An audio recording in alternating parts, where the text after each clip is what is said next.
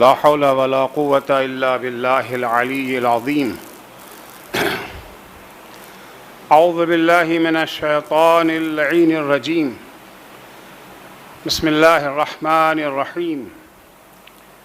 الحمد لله والصلاة والسلام على رسول الله وعلى آله آل الله لا سيما بقية الله ولعنة الله على أعدائهم أعداء الله من يومنا هذا إلى لقاء الله. أما بعد فقد قال مولانا أمير المؤمنين علي بن أبي طالب عليهما السلام: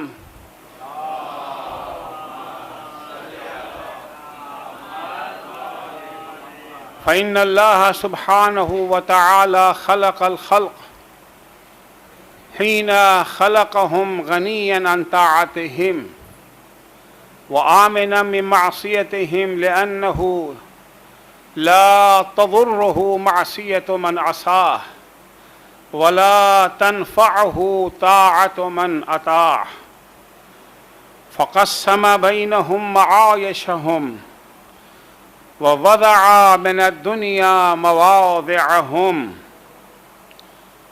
مولا کائنات امیر المومنین حضرت علی بن ابی طالب علیہ الصلاۃ والسلام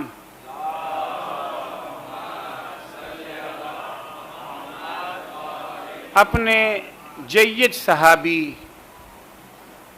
حمام کے سوال کے جواب میں کہ مولا ہمیں یہ بتائیے کہ متقیوں کی پہچان کیا ہے، کیسے ہم سمجھ سکیں کہ ہم دولت تقویٰ سے مالا مال ہو چکے ہیں، ہم متقی بن گئے ہیں۔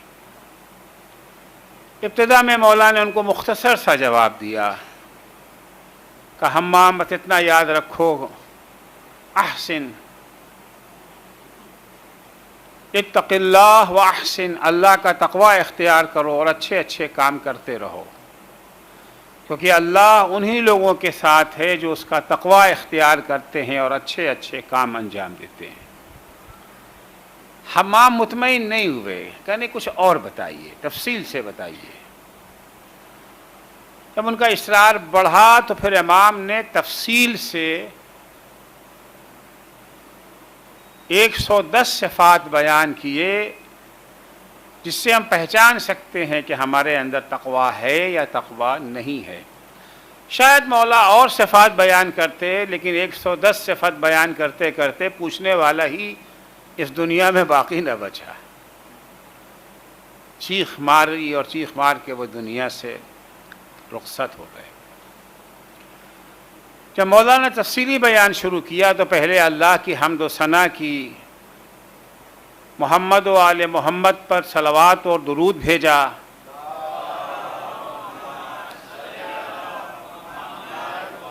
پھر امام نے بندوں کی بلکہ کائنات کی خلقت سے اپنی گفتگو کا آغاز کیا کہ اللہ نے مخلوقات کو پیدا کیا۔ پیدا اس لیے نہیں کیا کہ اس کا اپنا کوئی فائدہ تھا، اپنے فائدے کے لیے، اپنے کو نقصان سے بچانے کے لیے اس نے یہ کام نہیں کیا، کیونکہ اللہ غنی ہے، وہ نہ بندوں کی اطاعت سے اسے کوئی فائدہ پہنچتا ہے، نہ بندوں کی نافرمانی سے اسے کوئی نقصان پہنچتا ہے۔ یہ بیان کرنے کے بعد مولا فرماتے ہیں کہ اللہ نے صرف بندوں کو پیدا ہی نہیں کیا ہے، صرف اللہ نے کائنات کو پیدا ہی نہیں کیا ہے بلکہ ان کی بقا کا بھی انتظام کیا ہے۔ بلڈنگ بنا دیے آپ نے، بلڈنگ کی حفاظت کا بھی انتظام کیا ہے کہ نہیں کیا ہے؟ اللہ نے صرف پیدا نہیں کیا کائنات کو بلکہ اس کی بقا اور اس کی ارتقاء، اس کے پروان چڑھنے کا بھی انتظام کیا ہے۔ بقا و ارتقاء کے لیے خاص طور سے ہم انسانوں کو غذا کی ضرورت ہے، ہماری روح کو بھی غذا کی ضرورت ہے اور ہمارے بدن کو بھی غذا کی ضرورت ہے۔ نہ غذا کے بغیر بدن پروان چڑھ سکتا ہے، نہ غذا کے بغیر روح پروان چڑھ سکتی ہے۔ اگر بدن کو سالم رکھنا ہے تو غذا چاہیے، اگر بدن کو مرنے سے بچانا ہے تو غذا چاہیے۔ اسی طریقے سے روح کا معاملہ بھی ہے کہ اگر روح کو فاسد ہونے سے بچانا ہے، سالم رکھنا ہے اگر روح کو، تو غذا چاہیے، اور اسی طریقے سے روح کو پروان چڑھانے کے لیے بھی غذا چاہیے۔ مولا فرماتے ہیں کہ اللہ نے غذا کا بھی انتظام کیا، فَقَسَّمَ بَيْنَهُمْ مَعَائِشَهُمْ، اللہ نے ہماری روزی کا بھی انتظام کیا ہے۔ انتظام ہی نہیں کیا ہے بلکہ روزی کو بانٹ بھی دیا ہے، تقسیم بھی کر دیا ہے۔ وَوَضَعَ مِنَ الدُّنْيَا مَوَاضِعَهُمْ، اور ہم میں سے ہر ایک کی جگہ اور مقام بھی معین کر دیا، کس کے لیے، کس کو لکھ پتی بننا ہے، کس کو کروڑ پتی بننا ہے، کس کو ارب پتی بننا ہے۔ اپنی مصلحت کے تحت ہر ایک کو اس نے خاص روزی عطا کی ہے، اس سے زیادہ روزی آپ کو نہیں ملے گی، اور سب کو ایک طرح کی بھی روزی نہیں دیا ہے، کسی کو کم دیا ہے، کسی کو زیادہ دیا ہے۔ اس روزی کو آپ چاہیں حلال طریقے سے حاصل کریں چاہے حرام طریقے سے۔ اگر آپ یہ سوچیں کہ اگر ہم حلال و حرام کے چکر میں نہ پڑیں، حرام طریقے سے اگر کمائیں گے تو ہمیں زیادہ مل جائے گا، اور حلال و حرام کے چکر میں جائیں گے تو کم روزی، یہ بھول ہے آپ کی۔ روزی اتنی ہی ملے گی جتنی مقدر کر دی ہے اللہ نے۔ عرض کیا کہ اسے روزی کا بندوبست نہیں کیا ہے، مقدار بھی معین کر دی ہے۔ فَقَسَّمَ بَيْنَهُمْ مَعَائِشَ، بہت سارے سوالات آپ کے ذہن میں ابھریں گے، انشاءاللہ ایک ایک کر کے ان کا جواب بھی دوں گا۔ پہلے اصل بات کو بیان کر لیں، پھر اس کے بعد جو اس نظریے پر اعتراضات ہو سکتے ہیں، سوالات ذہن میں آ سکتے ہیں۔ اعتراض خیر ہم کیا کریں گے، مولا کے کلام پہ سوال ہی کر سکتے ہیں، سوال کر سکتے ہیں۔ فَقَسَّمَ بَيْنَهُمْ مَعَائِشَهُمْ، اللہ نے معیشت کو تقسیم کیا ہے، بانٹ دیا ہے۔ وَوَضَعَ مِنَ الدُّنْيَا مَوَاضِعَهُمْ، اور دنیا میں کس کا کیا مقام ہے، کیا ٹھکانہ ہے، کس کی کیا جگہ ہے، اس کو بھی اللہ نے مقرر کر دیا ہے۔ البتہ پہلے مولا کہہ چکے کہ اس کا نہ کوئی ذاتی فائدہ ہے نہ کوئی ذاتی نقصان ہے۔ اگر کسی کو کم روزی دیا ہے، یہ نہیں کہ چونکہ اس سے اللہ کی دشمنی تھی اس لیے اسے کم دیا ہے، کسی کو زیادہ دیا ہے اس لیے نہیں کہ اللہ سے اس کی رشتہ داری تھی، دوستی تھی، اس لیے اس کو زیادہ روزی دے دیا ہے، نہیں۔ نہ پیدا کرنے میں اس کا کوئی نفع نقصان ہے، اور نہ روزی تقسیم کرنے میں کوئی اس کا نفع یا نقصان ہے اللہ کا۔ تو عرض کیا کہ کسی کو اللہ نے ڈھیر ساری دولت دے دی ہے، دولت و ثروت سے نوازا ہے، اور کسی کو اس سے محروم رکھا ہے۔ البتہ اتنا سب کو دیا ہے جس سے ان کی زندگی باقی رہے۔ یہ ہو سکتا ہے کہ ایک کے مقدر میں چٹنی روٹی ہے اور ایک کے مقدر میں مرغ پلاؤ ہے، یہ ممکن ہے، مگر یہ ممکن نہیں کہ کسی کو بھوکا رہنا پڑے۔ اب کیوں بھوکے رہتے ہیں لوگ، اس کو بھی عرض کروں گا کہ اگر سب کا رزق معین کر دیا ہے تو لوگ بھوکے کیوں رہتے ہیں بہت سارے افراد بھوکے رہتے۔ ابھی کل ہی عرض کیا تھا، جناب ابوذر کی بیوی بھوک سے مر گئی، جناب ابوذر کا بیٹا بھوک سے مر گیا، خود جناب ابوذر بھوک سے مر گئے، بیٹی بھی بھوک سے مر جاتی، وہ تو کہیے مالک اشتر کا قافلہ آ گیا، اس نے ان کو اپنے ساتھ لے لیا۔ تو وہ سب سوالات ہیں، انشاءاللہ ایک ایک کر کے اس کا جواب دوں گا، ابھی اصل بات کو بیان کرنا چاہ رہا ہوں۔ مولا نے جو بات کہی کہ فَقَسَّمَ بَيْنَهُمْ مَعَائِشَهُمْ، اللہ نے ان کو پیدا کرنے کے بعد ان کے درمیان ان کی روزی کو بانٹ دیا، یہ فقط مولا نہیں کہہ رہی، تو قرآن میں بھی موجود ہے۔ در حقیقت مولا نے یہ نظریہ قرآن مجید سے لیا ہے۔ سورہ زخرف کی 32ویں آیت ہے، جس میں یہ ارشاد ہوتا ہے کہ نحنو قسمنا بینہم معیشتہم فی الحیات الدنیا، زندگی دنیا میں، دنیا کی زندگی میں ہم نے ان کے درمیان روزی بانٹا ہے. اللہ کہہ رہا ہے ہم نے بانٹا ہے. وَرَفَعْنَا بَعْضَهُمْ فَوْقَ بَعْضٍ، روزی ہم نے بانٹا، برابر برابر بھی نہیں بانٹا ہے.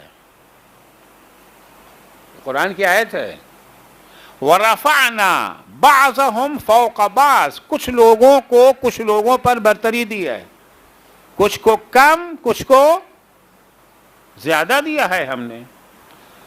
وَرَفَعْنَا بَعْضَهُمْ فَوْقَ بَعْضٍ درجات، مختلف اعتبار سے ہم نے فرق کیا ہے. اللہ جل شانہ نے جو روزی کا انتظام کیا ہے بڑا زبردست انتظام ہے.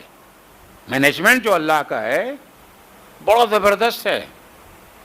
آپ دیکھیے کہ کائنات میں ریسورسز جو ہیں وہ محدود ہیں، لامحدود نہیں ہیں، ان کے ایک لمٹ ہے نا.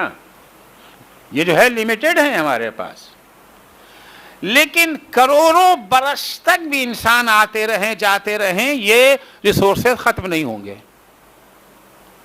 ایک ایسا سسٹم بنایا ہے. فرض کیجئے صاحب نے سینٹر میں آنے والوں کے لیے پانی کا انتظام کیا، بہت بڑی ٹنکی آپ نے بنا دیا،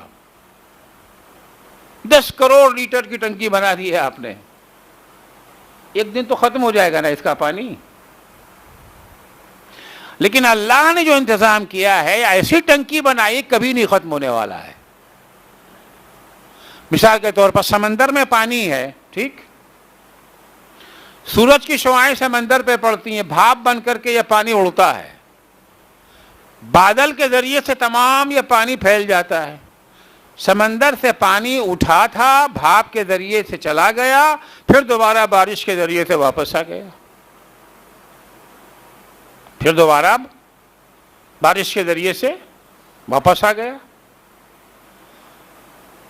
پیڑ پودے ہیں، پیڑ پودے اپنی روزی کہاں سے حاصل کرتے ہیں؟ زمین سے. اپنی غذا اپنی روزی کہاں سے لیتے ہیں؟ اپنا کھانا پانی زمین سے لیتے ہیں. پھر دوبارہ یہ پتے جھڑ کر کے دوبارہ چلے جاتے ہیں زمین کے اندر. جو غذا پیڑ نے زمین سے لیا تھا دوبارہ یہ جانوروں نے گھاس چری، سبزہ کھایا، یہ کھاتے ہیں نا، گھاس کھایا انہوں نے. گھاس کھانے کے جب جانور مر جاتے ہیں تو دوبارہ وہ جانور کہاں چلے جاتے ہیں؟ زمین کے اندر. جو کچھ زمین سے لیا تھا پھر دوبارہ زمین سے کے اندر جو ہے وہ واپس چلا جاتا. ہمارے اسلام میں بھی مردوں کو دفن کیا جاتا ہے، جلا نہیں دیتے. ریسورسز کو ہم برباد نہیں کرتے ہیں. جو لیا تھا دوبارہ زمین کے اندر، تاکہ زمین کھوکھلی نہ ہونے پائے. اگر ٹنکی میں پانی نہ آتا رہے تو پانی تو ختم ہو جائے گا نا. پانی ختم نہیں ہوگا. پیڑ پودے دن میں آکسیجن ہمیں دیتے ہیں، ہم پیڑ پودوں سے آکسیجن لیتے ہیں اور کاربن واپس کرتے ہیں. کاربن کس کے کام آتا ہے؟ پیڑ پودوں کے. دن میں پیڑ پودے آکسیجن دیتے ہیں، کاربن لیتے ہیں. رات میں الٹا ہو جاتا ہے، پیڑ پودے جو ہے وہ آکسیجن لیتے ہیں، کاربن واپس کرتے ہیں.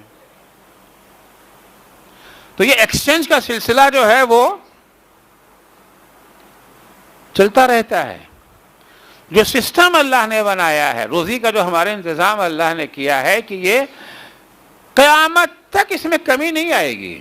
جتنے بھی انسان آ جائیں، اربوں کھربوں انسان آ جائیں، یہ خامخواہ کی پریشانی ہوتی ہے کہ آبادی کو کنٹرول کرو، آبادی کو کنٹرول کرو، اس لیے کہ کھائیں گے کیا اگر آبادی بڑھ گئی.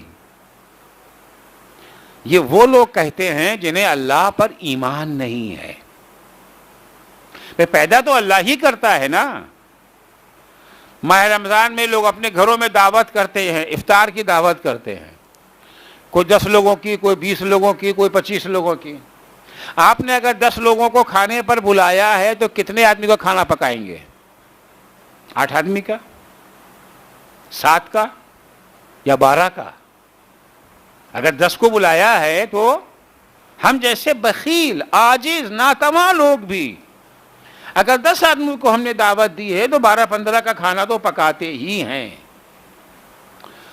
یہ کیسے ممکن ہے کہ اللہ بھیج دے اور انتظام نہ کرے؟ اگر انسان پیدا ہو، جتنے بھی لوگ پیدا ہوں گے ان سب کے کھانے کا انتظام اس کائنات میں ہے۔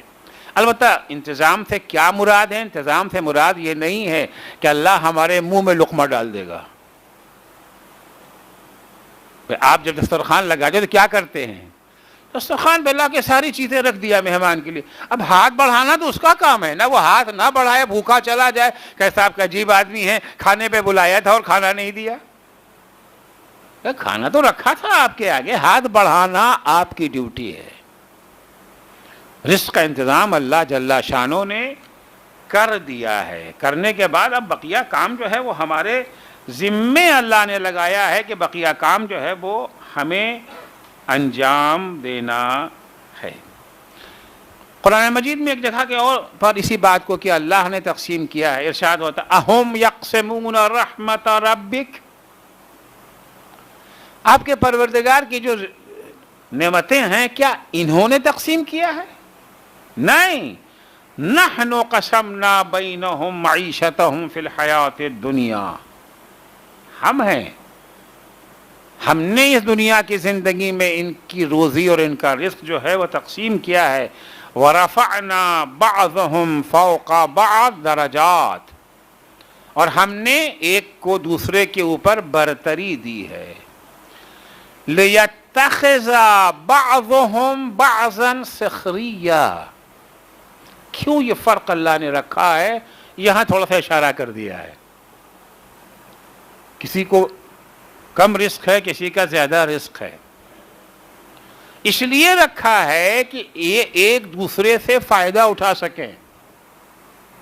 دیکھیے ہم انسان اگر اکیلے چاہیں اپنی ضروریات کو پورا کر لینا تو پورا نہیں کر سکتے، کر سکتے ہیں اکیلے، سارا کام خود کریں۔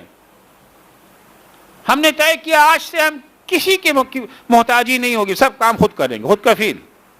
صبح صبح گئے زمین میں گیہوں بونے کے لیے، گیہوں خود بوئیں گے، سینچائی خود کریں گے، کٹائی خود کریں گے، چکی میں پیس کے آٹا خود نکالیں گے، روٹی خود پکائیں گے، یہ جو ہے کپاس خود بوئیں گے، دھاگا خود بنائیں گے، کپڑا خود بنیں گے، سلائی خود کریں گے۔ سارے کام کر سکتے ہیں ہم؟ ممکن ہے؟ ناممکن ہے۔ اللہ نے ہم انسانوں کو اس طرح سے پیدا کیا کہ ہم ایک دوسرے کے محتاج ہیں، ہم ایک دوسرے کے نیاز مند ہیں۔ ہماری ضرورت آپ پوری کریں گے، آپ کی ضرورت ہم پوری کریں گے۔ کسان ہماری ضرورت پوری کر دیتا ہے، دکاندار کسان کی ضرورت پوری کر دیتا ہے، ٹیلر ماسٹر کسی کی ضرورت پڑتا ہے، ڈاکٹر کسی کی ضرورت، الگ الگ افراد ہیں، ہم سب ایک دوسرے کے محتاج ہیں اور ہماری ضرورتیں ایک جیسی نہیں ہیں۔ ہمیں کھانا بھی چاہیے، ہمیں کپڑا بھی چاہیے، ہمیں یہ جو ہے سواری بھی چاہیے، ہمیں دوا بھی چاہیے، علاج بھی چاہیے، ساری چیزیں ہیں نا، الگ الگ ضرورتیں ہماری ہیں۔ ایک شخص دعا کر رہا تھا، اللہم لا تحوجنی احدا من خلقک، اے اللہ تو ہمیں کسی کا محتاج نہ بنا، ہم کسی کے محتاج نہ رہیں۔ پیغمبر نے سن کے کہا کہ یہ تو اپنی موت کی دعا کر رہا ہے بھائی، زندگی میں تو یہ ممکن نہیں ہے، زندگی میں تو ہم سب ایک دوسرے کے محتاج ہیں، ہم سب ایک دوسرے کے محتاج ہیں۔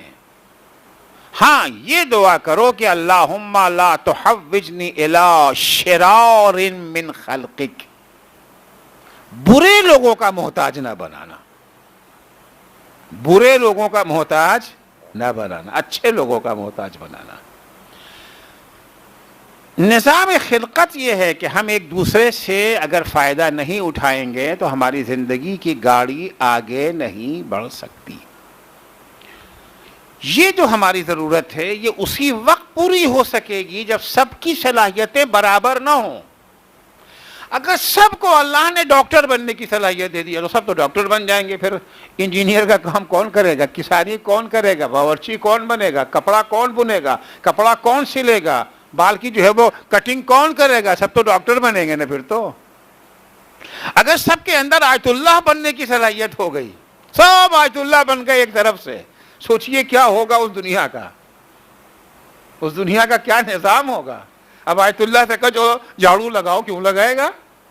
بس ضرورت ہے صفائی کرنے کی، ایک صفائی کرنے والوں چاہیے نا۔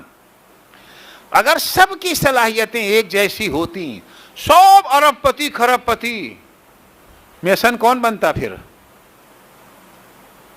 کھیت میں ہل کون چلاتا بھائی؟ ارب پتی جائے گا؟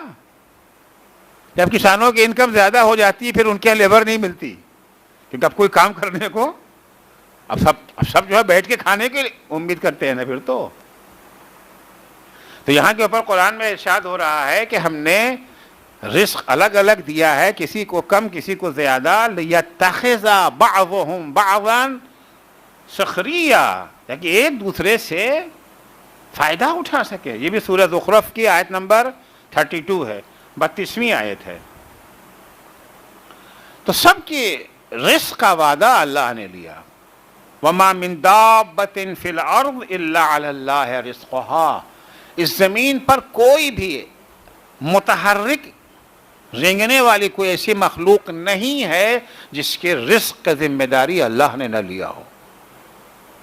وہ جو پتھر کے نیچے دبا ہوا کیڑا ہوتا ہے نا، اس کی رزق کی بھی ذمہ داری اللہ۔ البتہ ہر ایک کا طریقہ الگ ہے، ہر ایک کو رزق پہنچانے کا طریقہ، ہم انسانوں کا طریقہ الگ ہے۔ آخر بعض لوگ کہتے ہیں، عجیب عجیب طرح کے لوگ پائے جاتے ہیں، امریکہ میں رہتے ہیں، پڑھے لکھے ہیں، تعلیم یافتہ ہیں، ایجوکیٹڈ ہیں، کہتے ہیں کام کرنا شرک ہے، کام کرنا شرک ہے، کیونکہ روزی کا وعدہ تو اللہ کا ذمہ ہے، ہم کیوں کام کریں؟ پھر وہ کہتے ہیں کہ جو اللہ پتھر کے نیچے دبے ہوئے کیڑے کو اس کی روزی پہنچا دیتا ہے، کیا وہ اللہ ہماری روزی نہیں دے گا؟ یقیناً دے گا۔ جس کو جیسی صلاحیت دی ہے ویسے ہی اس کی روزی کا انتظام کیا ہے۔ کیڑے کے پاس، پتھر کے نیچے دبے ہوئے کیڑے کے لیے اپنی جگہ سے حرکت کرنے کا امکان نہیں ہے، لہذا اس کو روزی وہاں پہنچا کے دے دی ہے۔ ہمیں اللہ نے ہاتھ دیا، پیر دیا، عقل دیا، یہ ساری چیزیں دی ہیں نا، تو ہمیں تھوڑا اٹھ کے جانا تو پڑے گا نا، دکان تک جانا تو پڑے گا، آفس تک جانا تو پڑے گا، کھیت تک جانا تو پڑے گا، کیونکہ اللہ نے ہمیں ہاتھ دیا کاہے کے لیے؟ اگر لقمہ پیٹ میں خود بخود پہنچ جاتا تو اس ہاتھ کی کیا ضرورت تھی؟ یہ بھی تو اسی نے دیا ہے نا بھائی، یہ کسی اور کی عطا تو ہے نہیں، ہمارا اپنا، ہم نے اپنے سے اپنا ہاتھ تو جو ہے بنایا نہیں، اسی نے دیا ہے نا ہمیں۔ تو ہر ایک کو اس کے لحاظ سے اللہ نے عطا کر دیا ہے۔ بہت ساری آیتیں اب سب نہیں پڑھنا چاہتا میں، حدیثوں میں بھی اگر ہم جاتے ہیں تو حدیثوں میں بھی ہمیں یہی بات ملتی ہے۔ مولا کائنات حضرت علی ابن ابی طالب علیہ السلام فرماتے ہیں کہ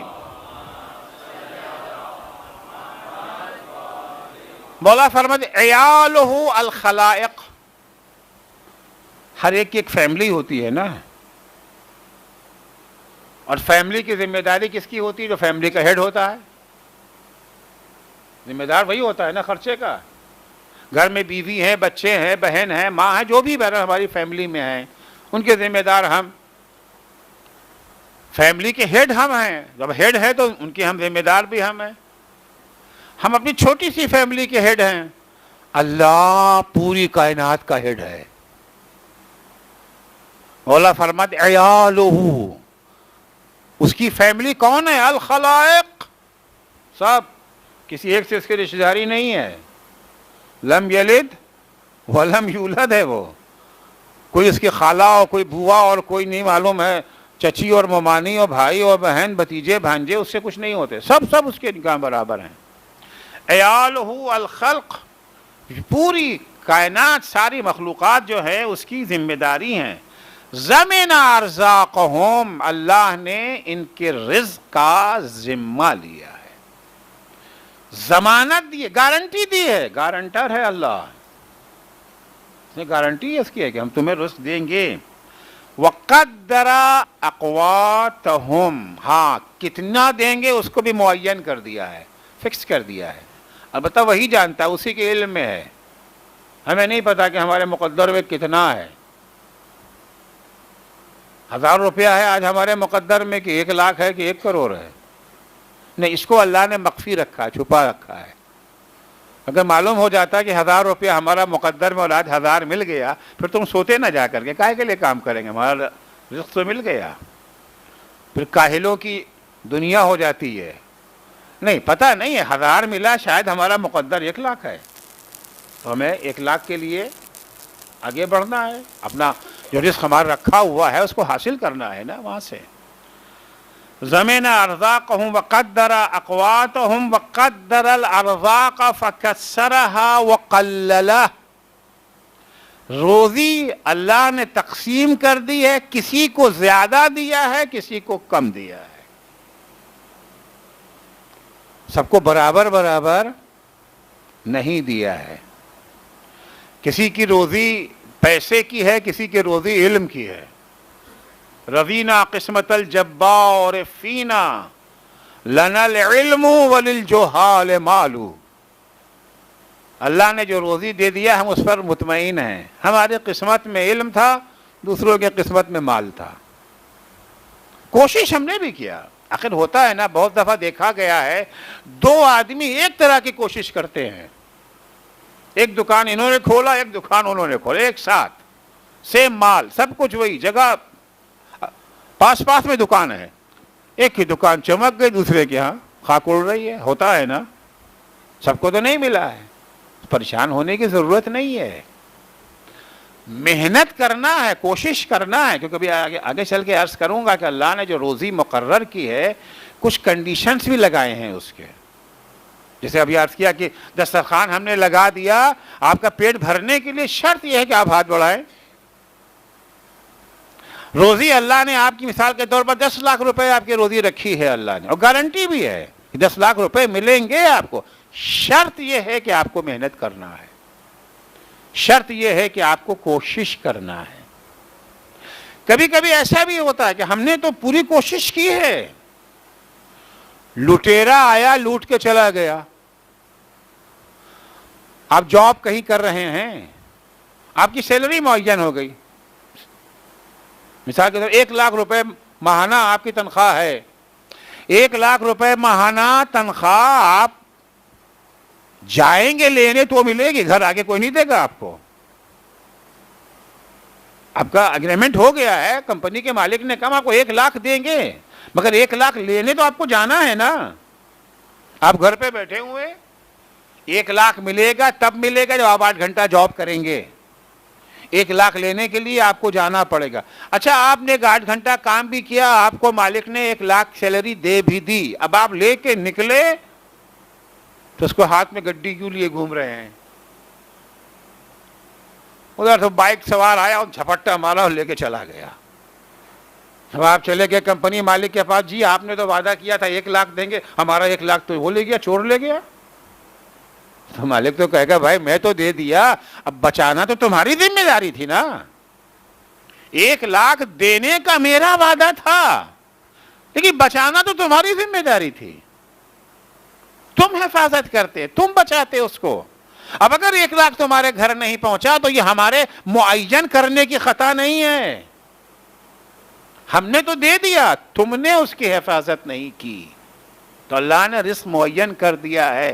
اس کا مطلب یہ نہیں کہ ہم غافل ہو جائیں، ہم کاہل ہو جائیں. حفاظت کرنا. بہت سارے لوگ ہیں جو دوسروں کا حصے کا مال ہڑپ لیتے، چھین لیتے ہیں.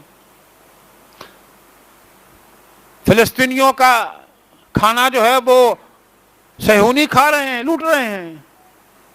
دنیا کے افریقہ کتنا مالدار ملک ہے، ریسورسز کتنے ہیں وہاں کے اوپر، کس نے رکھا ہے ریسورسز؟ اللہ نے دیا ہے نا. اتنی دولت ہونے کے باوجود انتہائی غریب، کیونکہ ان کا حق کوئی لوٹ رہا ہے۔ مڈغاسکر میں گیا تھا، مڈغاسکر کیا بھرا ہے دولت سے، تناناریو سے یہ جو ہے ماجونگا تک میں بائی روڈ گیا، فلائٹ تھی نہیں، رات میں جو ہے مجلس پڑھنی تھی وہاں کے اوپر، ایک ہی راستہ، صبح سویرے نکلا شام کو پہنچا، 450-500 کلومیٹر ہے۔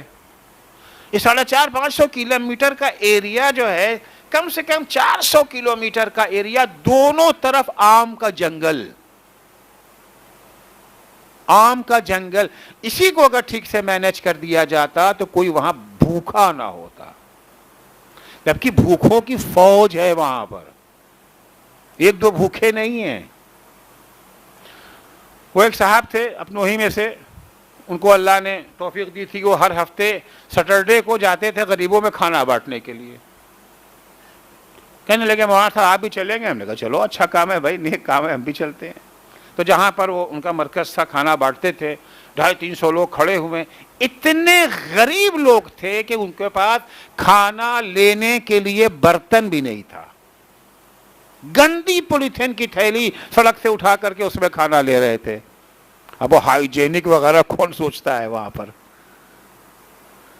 بڑوں کو گھر کھانا لے جانے کی اجازت تھی، بچوں کو نہیں، بچوں کو کھانا تمہیں یہی کھانا ہے۔ میں نے کہا یہ کیا بات ہوئی، بڑے لے جا سکتے ہیں گھر مگر بچے نہیں؟ کہاں مولانا صاحب، یہ بچے اگر گھر لے کے جائیں گے تو ان کے ماں باپ ان سے چھین لیں گے، ان کو کھانا نہیں ملے گا۔ اب آپ سمجھے کہ ماں باپ اگر بچوں کا لقمہ چھین لیں کتنی غربت ہے وہاں۔ عام طور سے ماں باپ ہمارے ہاں تو یہی ہوتا ہے نا، خود بھوکے رہ جاتے ہیں، بچوں کو کھلا دیتے ہیں۔ تصور نہیں کر سکتے کہ آپ بچوں سے ماں باپ چھین لیں، کتنی غربت ہوگی وہاں پر۔ تو یہ نہیں کہ اللہ نے ان کا رزق دیا نہیں، ان کا رزق دیا ہے۔ پہلے فرانسیسی سامراج جو تھا وہ لوٹ رہا تھا، اب فرانسیس والے چلے گئے مگر اپنی اولاد چھوڑ گئے ہیں، حکمراں طبقہ لوٹ مار کر رہا ہے۔ اللہ نے جہاں روزی عطا کی ہے وہیں انسانوں کی ذمہ داری یہ معین کی ہے کہ تم مظلوموں کا دفاع کرو ظالموں کے مقابلے میں۔ کون دفاع کرے گا؟ اللہ نے روزی کا وعدہ کیا ہے تو اللہ نے ہمیں محافظ بھی بنایا ہے۔ جہاں ظلم ہو رہا ہے، جہاں مظلوم ظلم کی چکی میں پیسے جا رہے ہیں، وہ ہماری ذمہ داری تماشائی بنے رہنا نہیں ہے، یا کبھی کبھی زندہ باد مردہ باد کے نعرے لگا دینا، سال میں ایک آدھ دفعہ یوم قدس منا لینا، یہ تو نہیں ہے نا۔ مولا کائنات کیا فرماتے ہیں؟ مولا فرماتے سب کی ذمہ داری ہے مظلوموں کا دفاع علماء کی قیادت میں۔ نجم البلاغہ کا تیسرا خطبہ، خطبہ شقشقیہ، جو بڑا مشہور خطبہ ہے، وہاں پر کیا مولا نے فرمایا؟ ما اخذ اللہ علی العلماء اللہ یقار علی کزت ظالم ولا ثقب مظلوم۔ اللہ نے علماء سے عہد و پیمان لیا ہے۔ کیا عہد و پیمان لیا ہے علماء سے؟ نماز آ کے پڑھا دیں، لیکچر آ کر کے دے دیں، مجلس پڑھ دیں، نکاح پڑھ دیں، اتنا ہی کام ہے علماء کا۔ میں اکثر عرض کرتا رہتا ہوں، نماز پڑھانے کا علماء سے کیا تعلق ہے؟ نماز پڑھانا کوئی کام تھوڑی ہے بھائی۔ نماز پڑھنا تو تھپر واجب ہے نا، پیش نماز پر بھی نماز پڑھنا واجب ہے۔ ہم پر نماز پڑھنا واجب ہے کہ نہیں ہے؟ یا جب پڑھانے آئیں گے تبھی ہم پر نماز پڑھنا واجب ہے؟ ہم چاہے پڑھائیں یا پڑھیں، پڑھنا تو واجب ہے نا ہمارے اوپر۔ ہم جب پیش نماز بن گئے تب بھی صبح کی 2 ہی رکعت واجب ہے، 3 تھوڑی واجب ہے۔ اور اگر پیش نماز نہیں ہے، گھر میں نماز پڑھ رہے ہیں، پھر بھی تو 2 ہی رکعت پڑھیں گے نا، 1 رکعت تھوڑی ہم پر ہے کہ جی ہم پر 1 تھی، یہاں آئے تو اس لیے 2 ہو گئی۔ تو پیش نماز کوئی ایکسٹرا ورک تو کرتا نہیں نا ہے، وہی 2 رکعت پڑھاتا ہے جو اس پر واجب تھی، وہی 4 رکعت پڑھاتا ہے جو اس پر واجب تھی، وہی 3 رکعت جو اس پر واجب تھی، الگ سے کوئی چیز نہیں نہ پڑھاتا۔ اور پھر نماز پڑھانے کے لیے کوئی اسپیشل شرط تو ہے نہیں، اسپیشل کنڈیشن. امام جماعت کے لیے کیا ضروری کہ عمامہ پہنے ہو؟ ضروری ہے؟ نہیں. کرتا پاجامہ بھی اگر پہنے ہوئے ہے تو پڑھا سکتا ہے نماز. حتماً شرط ہے کہ حوض علمیہ قم یا نجف سے پڑھ کے آیا ہو؟ نہیں، یہ بھی شرط نہیں ہے. شرط جو نماز پڑھانے کے لیے امام کے لیے ہے وہ کیا ہے؟ شرط یہ ہے کہ عادل ہو. عادل کسے کہتے ہیں؟ جو گناہ نہ کرے، گناہ کبیرہ کبھی نہ کرے، گناہ صغیرہ بار بار نہ کرے، اسی کو عادل کہتے ہیں نا. تو کیا فقط پیش نماز کے لیے ہے کہ وہ گناہ نہ کرے، بقیہ آپ سب کو چھوٹ ہے گناہ کرنے کی؟ یہ تو کسی کو چھوٹ نہیں ہے نا. ہے آپ نماز پڑھائیں یا پڑھیں فرق نہیں ہے. گناہ تو کسی کو چھوٹ نہیں ہے، نہ کبیرہ کی نہ صغیرہ کی. ہر انسان کو اس قابل بننا چاہیے کہ اس کے پیچھے نماز پڑھی جا سکے. گھر میں ہمارا کردار ایسا ہو کہ ہماری بیوی ہمارے پیچھے نماز پڑھے. ہاں، جس کے پیچھے اس کی بیوی نماز پڑھے وہ ہے زبردست انسان. کیونکہ بہت سے لوگ باہر عادل مانے جاتے ہیں، گھر میں نہیں. کیونکہ گھر میں تو آپ 24 گھنٹہ ہے نا سامنے، باہر تو چھپا سکتے ہیں. آپ دوسروں کے سامنے آئے تو بالکل یہ جو ہے مقطع چوقطہ بن کر کے آ گئے، مگر بیوی کے سامنے تو سب کچھ آیا رہتا ہے نا. کہ ایسا تو نہیں کہ گناہ فقط آپ کے سامنے نہیں کرنا چاہیے، کیونکہ بیوی سے بھی بعض باتیں چھپی رہ سکتی ہیں، اللہ سے تو کچھ نہیں چھپا رہتا ہے نا. بیوی کو بھی آپ دھوکہ دے سکتے ہیں لیکن اللہ کو کوئی دھوکہ نہیں دے سکتے. تو ہر مسلمان کی ذمہ داری کو گناہ کبیرہ نہ کر، وہ عادل بنے. دوسری شرط کیا ہے؟ کہ نماز کے احکام جانتا ہو. وہ تو آپ اپنے گھر میں اگر اکیلے پڑھ رہے تب بھی آپ پر جاننا واجب ہے. آپ چاہے امام ہو چاہے ماموم، احکام تو جاننا ہے نا. بلکہ مامومین کو تو کچھ زیادہ ہی جاننا پڑتا ہے. جماعت کے احکام بھی آپ کو جاننا ہے، امام کو پتہ ہو یا پتہ نہ ہو. آپ کو تو کیونکہ ماموم آپ ہیں نا، کہاں شامل ہو سکتے ہیں کہاں شامل نہیں ہو سکتے ہیں، دوسری رکعت میں آئے تو کیا کریں گے، تیسری میں آئے تو کیا کریں گے، یہ ساری چیزیں ہیں نا. فاصلہ کتنا ہونا چاہیے نہیں ہونا چاہیے، کہاں کے اوپر آپ کو خاموش رہنا ہے، کہاں پر آپ کو. تو آپ مامومین کے میرے خیال میں تو احکام زیادہ ہیں امام کے مقابلے میں. دوسری شرط امام کی کیا ہے؟ کہ احکام نماز جانتا ہو. تیسری شرط کیا ہے؟ وہ تلفظ، الفاظ مخارج وہ صحیح ہوں. وہ تو چاہے آپ امام ہو یا ماموم، اپنے گھر میں بھی اگر آپ نماز پڑھتے ہیں تو کیا قاف کی جگہ پہ کاف کہیں گے؟ وہ تو وہاں بھی سیکھنا واجب ہے. ایسا نہیں ہے کہ فقط آپ امام جماعت بنیں گے تب سیکھنا واجب ہے آپ کے لیے. بھیا یہ تین ہی شرطیں تو ہیں، مولانا کو اور بھی کوئی شرط ہے؟ یہ تین شرطیں ہیں. یہ تین شرط وہ ہے جو ہر مسلمان میں ہونی چاہیے، چاہے وہ پیش نماز ہو چاہے وہ مامومین میں اس کا شمار ہوتا ہو. تو عالم کی ذمہ داری نماز پڑھانا نہیں ہے. مولا فرماتے ما اخذ اللہ علی العلماء اللہ یقر علی قزۃ ظالم ولا ثقب مظلوم. اللہ نے علماء سے یہ عہد لیا ہے کہ وہ مظلوموں کی بھکمری اور ظالموں کی شکم پوری پر خاموش نہ بیٹھے. علماء سے عہد یعنی علماء کو قیادت سنبھالنا ہے، لیڈرشپ علماء کی. لیکن لیڈر جہاں لیڈر ہوتا ہے وہاں تو قوم بھی ہوتی ہے نا. بغیر قوم کے لیڈر کس بنا میں؟ اگر قوم ہی نہیں ہے تو کاہے کا لیڈر؟ لیڈر تو وہی ہے نا کہ جہاں چار آدمی اس کے ساتھ ہیں. ہونا اکیلے آدمی کو تو نہیں نہ کہا جاتا لیڈر. تو ذمہ داری ہماری یہ ہے کہ جو لوگ اللہ کا عطا کیا ہوا رزق، اللہ کی عطا کی ہوئی روزی کو لوٹ رہے ہیں، کھا رہے ہیں، ہماری ذمہ داری ہے کہ ہم اسے حاصل کریں. تو مولا فرماتے ہیں عیالہ الخلائق، یہ پوری کائنات جو ہے اس کی ذمہ داری ہے، پروردگار کی ذمہ داری ہے، اس کی فیملی ہے یہ سب. زمین ارزاقہم، ان کے رزق کی گارنٹی اس نے لیا ہے. وقدر اقواتہم، اور ان کی قوت حیات جس سے ان کی زندگی چل سکتی ہے اس کو مقدر کر دیا ہے. وقدر الارزاق، ان کے روزی کو معین کر دیا ہے. فکسرہا وقللہا، کسی کو زیادہ دیا ہے کسی کو کم دیا ہے. وقسمہا علی الضیق والسعہ، کسی کو کی زندگی میں کشادگی ہے کسی کی زندگی میں تنگی ہے، کوئی ایک کمرے میں رہتا ہے کوئی 10 کمروں کے مکان میں رہتا ہے. فعدل فیہا، اللہ نے ان کے درمیان عدل بھی برقرار کیا. یہ کیا بات ہوئی؟ ان کو 100 دیا ہمیں 10 دیا، یہ کہاں کا عدل ہے؟ عدل یہ ہے کہ جس کو 100 دیا ہے اس کو ذمہ داری بھی 100 والی دی ہے، اور جس کو 10 دیا ہے اس کی ذمہ داری جو ہے وہ 10 والی ذمہ داری ہے. دونوں کی ذمہ داریاں برابر. ہاں اگر 10 والے سے 100 والے کا کام مانگتا تو یقیناً یہ ظلم تھا.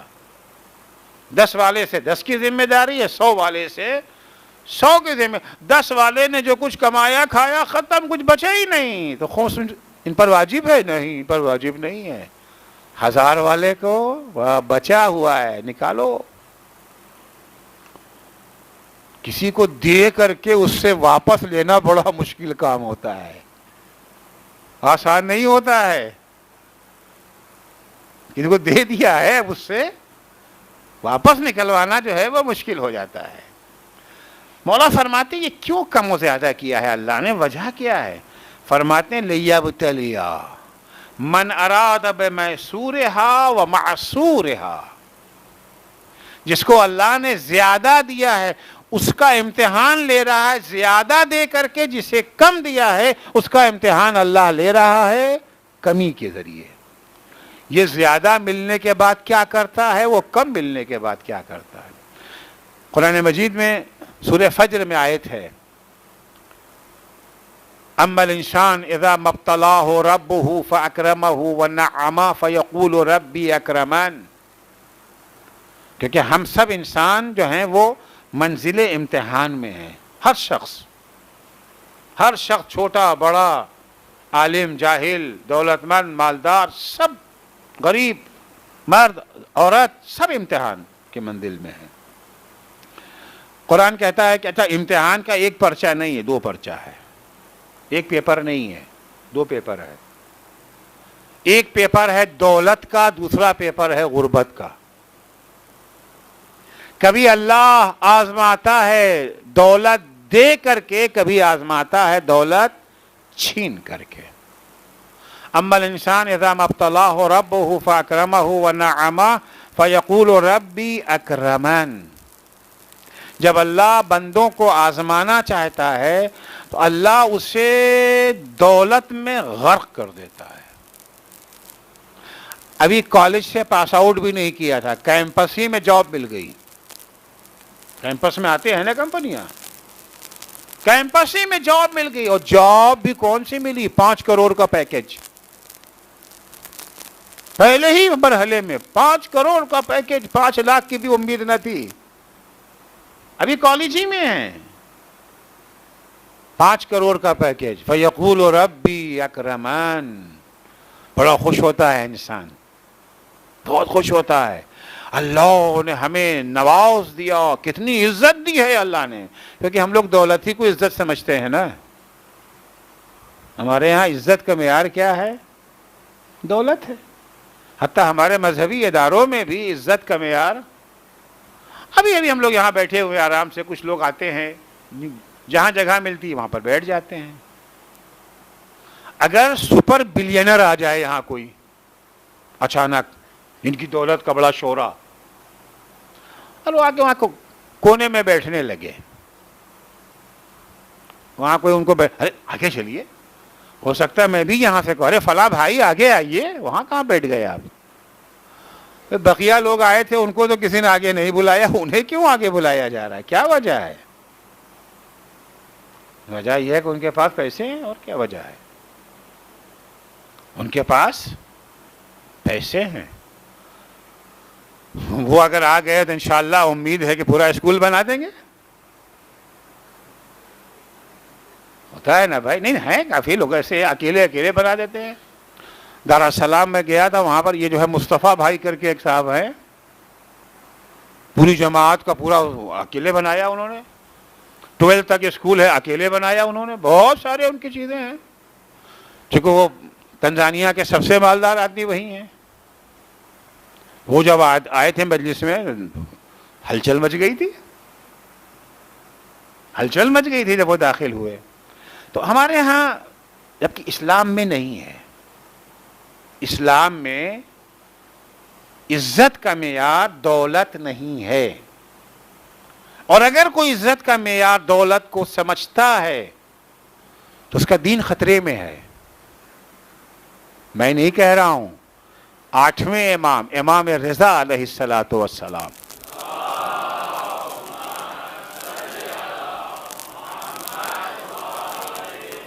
فرماتے ہیں من تواضع غنیا لغنا,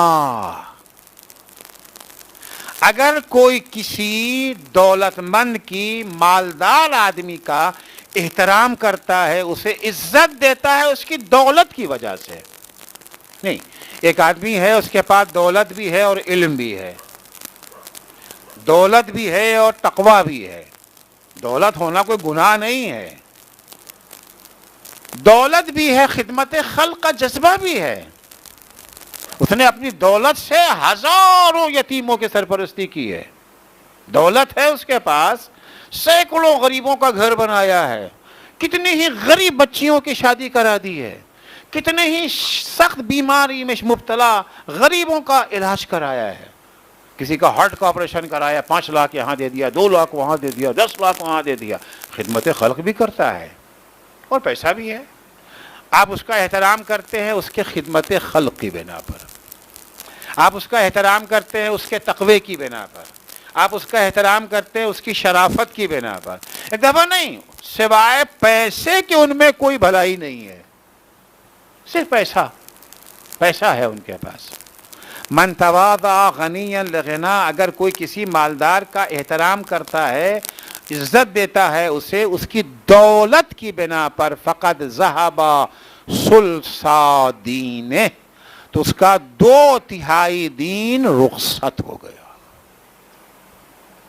تو دولت کی پوجا نہیں ہے اسلام میں. ہاں, دولت ہونا بری بات بھی نہیں ہے, دولت بھی اللہ کی عطا ہے, امتحان کا ذریعہ ہے. لیکن بہرحال اما الانسان اذا ما ابتلاه ربه فاکرمه ونعمه فیقول ربی اکرمن, جب اللہ امتحان لیتا ہے انسان کا اس طرح سے کہ اسے دولت سے نواز دیتا, غرق کر دیتا ہے دولت میں, تو خوش ہو کے کہتا ہے میرے پروردگار نے مجھے عزت دے دی, شرف دیا ہمیں, اکرمن. واما اذا ما ابتلاه فقدر علیہ رزقہ, لیکن جب دوسرا پیپر آیا, دوسرا پرچہ آیا, اللہ نے اس کی روزی چھین لیا. آج کل کی جاب میں خطرہ رہتا ہے نا, کب جاب چھن جائے. آج کل جاب چھننے کا سیزن شروع ہوا ہے, آئے دن نیوز آتی رہتی ہے, فلاں کمپنی نے 10,000 نکال دیے, فلاں نے 5,000 نکال دیے, فلاں نے 2,000 نکال دیے. ریسیشن آ رہا ہے, لہذا جس کے پاس جاب ہے وہ دانتوں سے پکڑ کے بیٹھا ہے, سب نخرے ختم کر دیے ہیں. ہاں, ہر وقت چھٹی لینے کے لیے کھڑے رہتے تھے تو وہ تیار ہے چھٹی دینے کو, اب چھٹی بھی نہیں مانگ رہے ہیں. آج کل تو یہی ہے کہ آئے تھے ابھی کیمپس میں تھے, 5 کروڑ کی جاب مل گئی, خوش. اگلے ہفتے گئے, انہوں نے کہا کل سے مت آئیے گا. اب تو یہی ہے نا, پہلے جاب سے نکالنا بڑا مشکل ہوتا تھا, اب تو کچھ نہیں, چٹکی بجاتے ہوئے نکال دیتے ہیں, کل سے نہیں آنا ہے آپ کو. بہت سے بہت کہیں وہ شرط ہے وہ 3 مہینے کی سیلری, وہ 3 مہینے کی سیلری تھما دیتے ہیں لوگ, کل سے نہیں آنا. فقدر علیہ رزقہ, اب جو امتحان ہوا اللہ نے روزی کو تنگ کر دیا. اب یہ انسان کیا کہتا ہے, فیقول ربی اہانن, میرے پروردگار نے مجھے ذلیل کر دیا. اسلام کہتا ہے نہ دولت کا مل جانا عزت ہے اور نہ دولت کا چھن جانا ذلت، دونوں امتحان۔ امتحان کا پیپر دیکھ کر کے خوشی نہیں ہوتی کہ پیپر کس کاغذ پہ آیا ہے، آرٹ پیپر پر ہے یا کاہی کاغذ پر ہے، کلر پرنٹنگ میں ہے یا وہ کالی پرنٹنگ میں ہے، اس سے مطلب نہیں ہے۔ خوشی کب ہوتی ہے؟ جب امتحان میں پاس ہو جاتا ہے انسان۔ غم کب ہوتا ہے؟ جب فیل ہو جاتا ہے۔ دولت ملے امتحان، چھن جائے امتحان، دونوں حالتوں میں ہمیں پاس ہونا ہے۔ دولت مل جائے تو خدیجہ کا کردار پیش کرو، دولت چھن جائے تو ابو ذر کا جگر ہونا چاہیے۔ نہ ہر کوئی دولت برداشت کر پاتا ہے، نہ ہر کوئی غربت۔ کاد الفقر ان یکون کفرا، بہتوں کے لیے غربت کفر کا سبب بن جاتی ہے اور بعضوں کے لیے دولت سرکشی کا سبب بن جاتی ہے۔ اذا رآہ استغنی طغی، جب انسان اپنے کو بے نیاز سمجھنے لگتا ہے تو سرکشی اس میں آ جاتی ہے۔ مولا فرماتے ہیں یہ کاہے کے لیے ہے؟ امتحان کے لیے۔ لیبتلیا من اراد بمیسورھا ومعسورھا، اللہ امتحان لینا چاہتا ہے۔ کسی کا امتحان لیتا ہے دولت چھین کر کے، کسی کا امتحان لیتا ہے دولت میں غرق کر کے۔ وسع ولیختبر بذلک الشکر والصبر، دیکھنا چاہتا ہے شاکر بندہ کون ہے، صابر بندہ کون ہے۔ دولت چھن گئی، کم پیسہ ملا تو صبر ہے کہ نہیں ہے، اور اگر دولت زیادہ مل گئی تو شکر ہے کہ نہیں ہے۔ ہاں، شکر تو جانتے ہیں نا کہ شکر سے مراد وہ الحمدللہ کہنا نہیں ہے۔ معلوم ہوا کہ صاحب افطار دسترخوان پہ طرح طرح کے غذائیں کھایا، خوب حلق تک کھا لیا کہ اب سانس لینے کی بھی جگہ نہیں چھوڑا، اس کے بعد توند پہ ہاتھ پھیر کر کے لمبی سی ڈکار لے کے بولے الحمدللہ۔ اب یہ شکر نہیں ہے میرے بھائی، یہ ہے جاہلانہ شکر۔ یہ جاہلانہ شکر ہے۔ عالمانہ شکر کیا ہوتا ہے؟ کیونکہ دو شکر ہے، ایک جاہلانہ شکر، ایک عالمانہ شکر۔ چوری چماری سود کے پیسے سے بلڈنگ بنا کے لگاتے ہیں بورڈ، ھذا من فضل ربی، اللہ پر بھی الزام لگا رہے ہیں، ھذا من فضل ربی۔ یہ سارا سود کا پیسہ، چوری کا پیسہ، ڈاکے کا پیسہ، میراث ہڑپ کر لینے کا پیسہ کیا ہے؟ فضل رب ہے۔ رب نے کب تم سے کہا تھا بھائی؟ یہ جاہلانہ شکر ہے۔ عالمانہ شکر کیا ہے؟ حدیثوں میں ہے کہ عالمانہ شکر یہ ہے کہ جو کچھ اللہ نے نوازا ہے، دیا ہے، جو کچھ ہمارے پاس ہے، اسے اپنی پراپرٹی نہ سمجھیں، اللہ کی عطا سمجھیں۔ دولت ہے تو اللہ کی عطا، البتہ جب حلال طریقے سے لائیں گے تبھی تو اللہ کی عطا سمجھیں گے، ورنہ پھر وہی ہو جائے گا ھذا من فضل ربی۔ علم ہے تو اللہ کی عطا، خطابت ہے تو اللہ کی عطا ہے، عوام میں مقبولیت اگر ہے تو اللہ کی عطا، ہمارا کچھ نہیں ہے۔ دوسری شرط یہ ہے کہ جو اللہ نے نعمت ہمیں دی ہے اس کا استعمال وہیں کرے جہاں اس نے اجازت دی ہے۔ مال کو وہیں استعمال کرے جہاں اس نے، اسراف کی اس نے اجازت نہیں دی ہے۔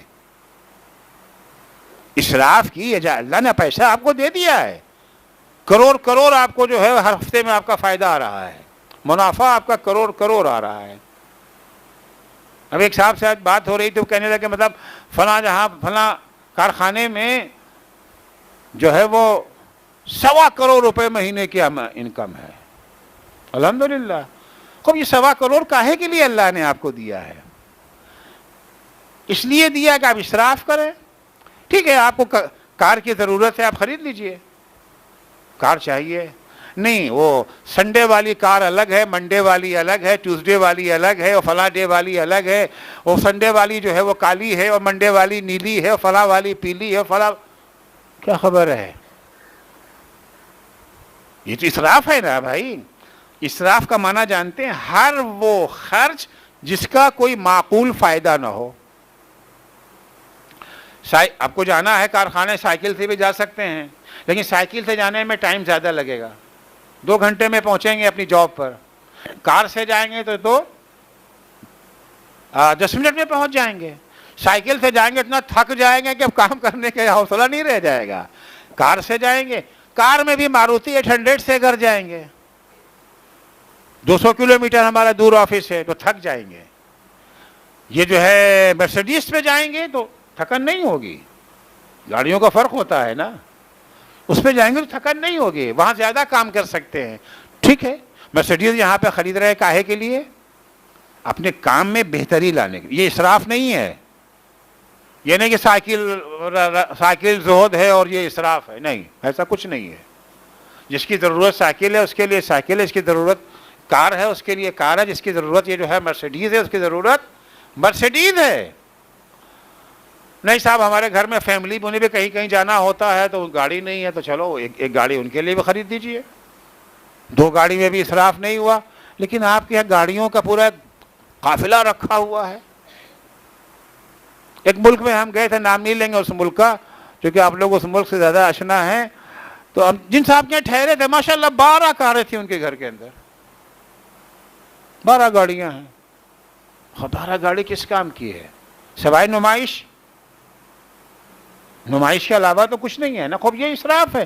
اللہ نے دولت دی ہے، خرچ کرنے کی اجازت بھی ہے، مگر اسراف نہیں. آپ کہیں صاحب اگر ہم 12 گاڑی نہیں خرید سکتے اتنا کما کے کیا کریں گے؟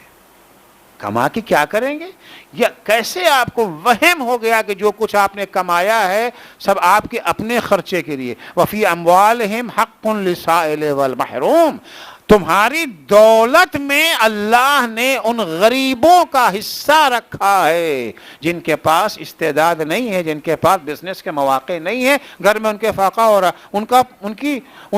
ان کی روزی تمہارے مال میں رکھی ہے. اللہ نے روزی بانٹی ہے نا، بانٹ تو دیا ہے اللہ نے. اللہ نے بانٹ کے ان کی روزی تمہارے مال میں رکھی ہے. مال کمائیے، جتنا کمانا چاہتے ہیں کمائیں. لا خیر فی من لا یحب جمع المال. جو مال کمانا نہیں چاہتا اس کے اندر کوئی بہتری نہیں ہے. مال کمائیے، خوب کمائیے، لیکن شکر یہ ہے کہ صرف وہاں کیجئے جہاں اللہ نے حکم دیا ہے. یہ ہے شکر. مولا فرماتے ہیں کہ یہ جو فرق رکھا ہے اللہ نے رزق میں، اس لیے کہ آزمانا چاہتا ہے شاکر کون ہے، صابر کون ہے. غنی ہو، دولت مند ہو تو شکر کا نمونہ پیش کرو، غریب ہو تو صبر کا نمونہ پیش کرو. اس لیے اللہ نے یہ عطا کیا ہے. تو اللہ نے ہمیں پیدا بھی کیا، ہمارا محتاج نہیں تھا اللہ، مگر پیدا کر دیا. پیدا کرنے کے بعد ہمارے رزق کا بھی اس نے جو ہے وہ بندوبست کیا اور اسے تقسیم کر دیا. مولا ہی کی حدیث سے فرماتے الا وان طلب العلم اوجب علیکم من طلب المال فان المال مقسوم ومضمون قد قسمه بینکم عادل وضمنه لکم وسیفی لکم. دیکھو علم کا حاصل کرنا مال کے حاصل کرنے سے زیادہ اہم ہے. مال کا حاصل کرنا بھی واجب ہے، علم کا حاصل کرنا بھی واجب ہے، لیکن حصول علم کا وجوب زیادہ قوی ہے، اوجب ہے، وہ زیادہ اس کی اہمیت ہے. اس لیے کہ مال تو بٹ چکا ہے. قسمہ بینکم عادل، عادل ہے بانٹنے والا اللہ. اس نے گارنٹی بھی لی ہے اور اپنی گارنٹی پر عمل بھی کرے گا، وفا بھی کرے گا. مگر علم بٹا نہیں ہے، تمہیں جا کے لینا ہے، حاصل کرنا ہے تمہیں. تو یہاں تک چونکہ تقوی کا بڑا قریبی تعلق ہے اس مال سے. اگر ہماری بنیاد پہلے سے مضبوط نہ ہو مال کے سلسلے میں تو تقوی کی عمارت ڈگمگانے لگتی ہے. 2 رشتر کا دلدلہ بھی جو ہے، 2 ریئیکٹر کا دلدلہ بھی وہ عمارت کو گرا دے گا. لیکن اگر بنیاد تقوی مضبوط ہے، خصوصاً مالیات کے سلسلے میں، اقتصادیات کے بارے میں، تو 10 ریئیکٹر کا بھی دلدلہ اگر آ جائے گا تو تقوی کی بنیاد ہلے گی نہیں. خداوند متعال سے دعا ہے کہ اللہ اس مقدس مہینے میں ہماری عمارت تقوی کی بنیاد کو مضبوط سے مضبوط تر بنا دے۔ والسلام علیکم ورحمۃ اللہ وبرکاتہ۔